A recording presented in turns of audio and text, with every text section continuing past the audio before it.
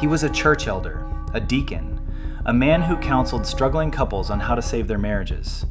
And in the spring of 2016, he logged onto the dark web and paid a hitman to murder his wife. The hitman was a scam, so he decided to do it himself. Then he staged her death as a suicide, called 911, and stood in her bedroom, her bloody body on the floor, while his 9-year-old son asked him, "Are you going to remarry?" He laughed and said he didn't know. What he didn't know was that his computer had recorded everything. Every search, every Bitcoin transaction, every email he sent to the fake hitman, every threat he wrote to terrify his own wife in the months before he killed her. This is the story of Stephen Allwine, and how the dark web became the most damning witness in his own murder trial.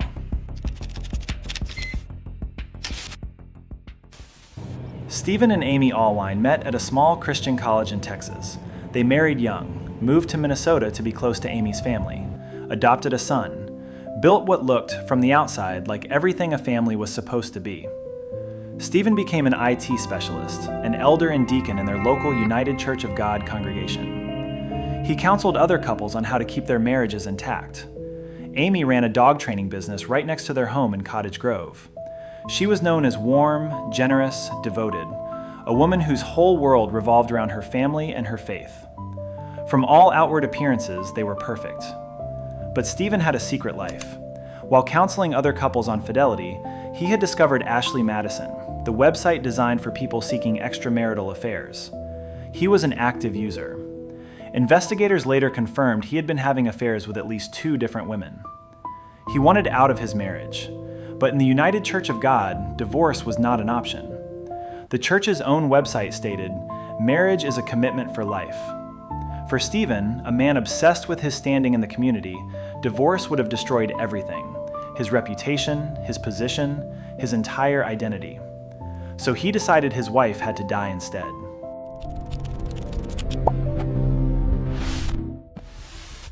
In early 2016, Stephen Allwine opened a specialized browser called Tor.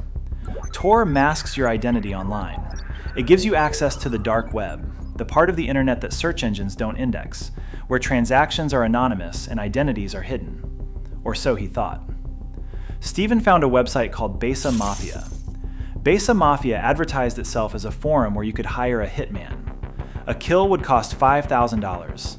Making it look like a car accident? $6,000. Stephen created a username, DogDayGod. He started messaging. He paid thousands of dollars in Bitcoin to have Amy killed while she was traveling to Illinois for a dog training competition.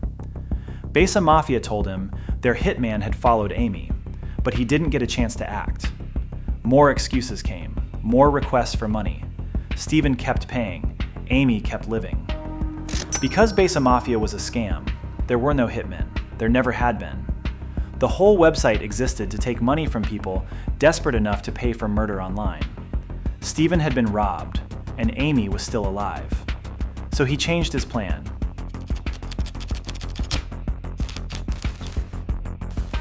In the summer of 2016, Amy Allwine began receiving anonymous emails.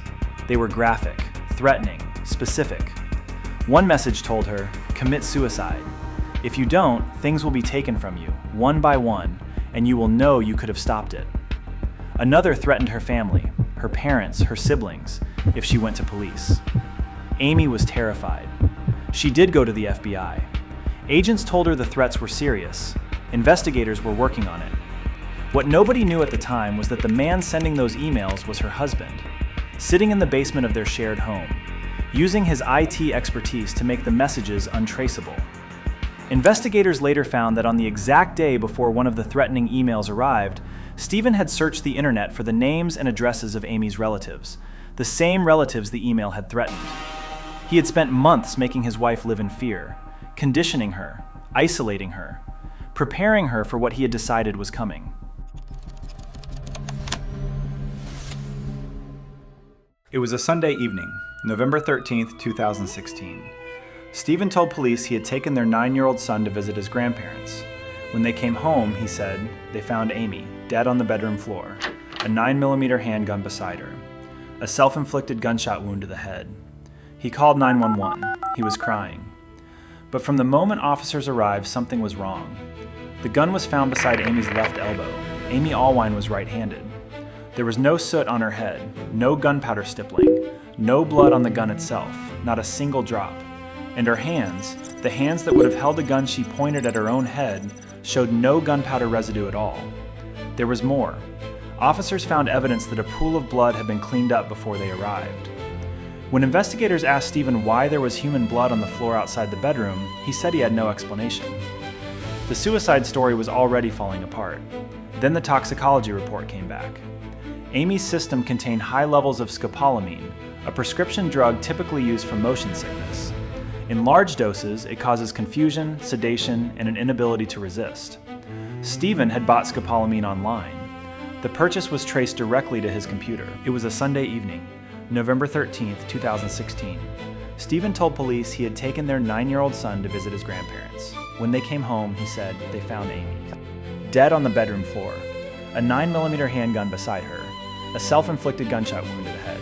He called 911. He was crying, but from the moment officers arrived, something was wrong. The gun was found beside Amy's left elbow. Amy Allwine was right-handed. There was no soot on her head, no gunpowder stippling, no blood on the gun itself, not a single drop. And her hands, the hands that would have held a gun she pointed at her own head, showed no gunpowder residue at all. There was more. Officers found evidence that a pool of blood had been cleaned up before they arrived. When investigators asked Stephen why there was human blood on the floor outside the bedroom, he said he had no explanation. The suicide story was already falling apart. Then the toxicology report came back. Amy's system contained high levels of scopolamine, a prescription drug typically used for motion sickness. In large doses, it causes confusion, sedation, and an inability to resist. Stephen had bought scopolamine online. The purchase was traced directly to his computer.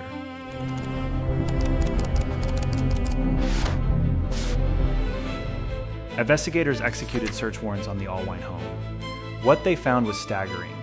64 electronic devices, Stephen Allwine, IT specialist, Deacon. Marriage counselor had left a digital trail so complete, so detailed, so thoroughly incriminating, that prosecutors later called it one of the most compelling electronic evidence cases they had ever seen. The Bitcoin? Investigators found a 35-digit Bitcoin address backed up on Stephen's computer. It matched the transaction records from Besa Mafia.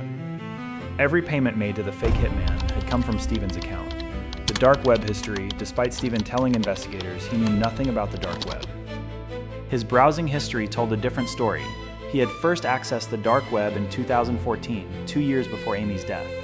His Tor browser history showed repeated visits to Besa Mafia, conversations with the supposed hitman, detailed instructions about how and when Amy should be killed, the scopolamine. A search of Stephen's computer revealed purchases of scopolamine on the dark web, the same drug found in Amy's system, bought by her husband, delivered to their home, the threatening emails.